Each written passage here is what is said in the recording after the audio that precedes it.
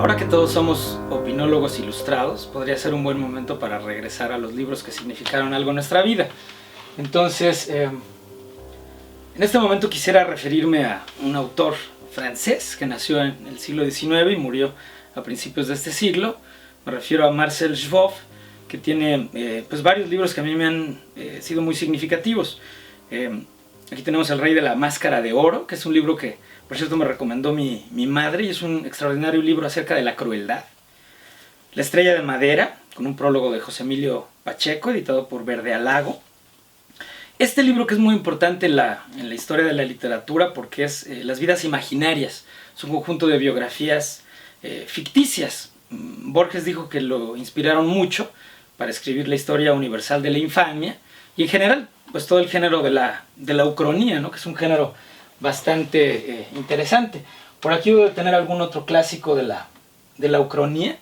Está un poquito desordenada mi biblioteca, pero aquí junto a Thomas Mann y al lado también del libro de Emiliano Monge, quien por cierto ganó el premio Jaén de novela, tengo este otro libro que se llama Vacío Perfecto, de Stanislav Lem, que es exactamente una ucronía. Es un conjunto de críticas, digamos que es un conjunto de críticas literarias ficticias también, se refiere a libros que no existieron. Y incluso hay un ensayo muy interesante de Stanislav Lem sobre Borges, donde se sube al round Stanislav Lem y critica mucho a Borges porque dice que es un autor con un sentido del humor completamente involuntario.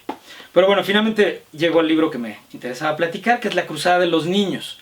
La Cruzada de los Niños, ahora que todos hablamos de las guerras santas, es precisamente un episodio muy interesante acerca de, en la época de las cruzadas, donde trata acerca de un episodio particularmente perturbador, acerca de un conjunto de niños que son reclutados por uno de estos importantes hechiceros o flautistas de Hamelin que andaban en la Edad Media arengando a la población para unirse a las cruzadas, como el famoso Pedro el Ermitaño y otros. Aquí trata acerca de un conjunto de niños, no sabemos exactamente cuáles, pero en el libro mencionan la cifra de 7,000, que viajaron probablemente desde el reino de Flandes y se dirigieron hasta Tierra Santa.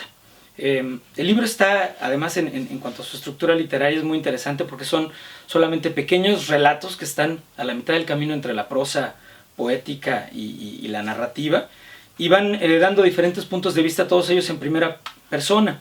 Por ejemplo, el libro empieza con el relato del Goliardo, que es un personaje que está describiendo el paso de los niños en los bosques de la Edad Media. El libro inicia diciendo: yo, pobre Goliardo, clérigo miserable, rabundo por los bosques y los caminos para mendigar, en nombre de nuestro Señor, mi pan cotidiano, vi un espectáculo piadoso y oí las palabras de los niñitos. Yo cuando leí este libro realmente no sabía lo que era un goliardo, pero por aquí tengo la respuesta a esa pregunta en este libro de Isaac Asimov acerca de la formación de Francia.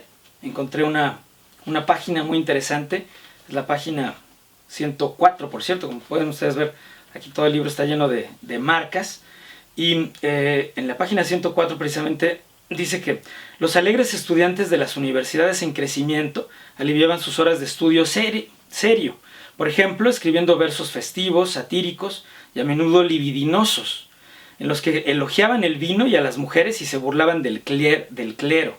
Eran llamados goliardos.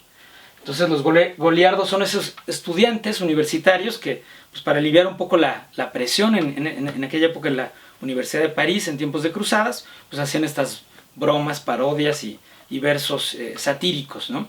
El libro aclara también que estos goliardos no eran queridos realmente, por supuesto, por el clero ni por los reyes, pero que realmente no podían reprimir este tipo de movimiento, ¿no? Y así vemos que una y otra vez la cultura funciona como un antídoto contra el autoritarismo. El libro describe a través de estos relatos el paso de los niños por Europa y cuando finalmente se embarcan en el mar Mediterráneo. Y bueno, no les platicaré por supuesto el final de la historia, pero la historia real, porque este hecho se basa en una leyenda que probablemente tiene un sustento real, es bastante trágica, ¿no? La historia real narra que probablemente muchos de estos niños murieron en el mar, otros fueron probablemente vendidos como esclavos. ¿Por qué deciden los niños realizar esta extraña cruzada? Bueno, en el relato del Papa Inocencio III, aquí viene probablemente la solución a ese problema. Cuando el Papa se refiere específicamente a qué es lo que hacen los niños en este lugar, dice que lo siguiente: mis servidores los han interrogado, responden que van a Jerusalén para conquistar la Tierra Santa. Mis servidores les dijeron que no podrían atravesar el mar. Respondieron que el mar se separaría y se desecaría para dejarlos pasar. Los buenos padres, piadosos y sabios, se esforzaron por retenerlos.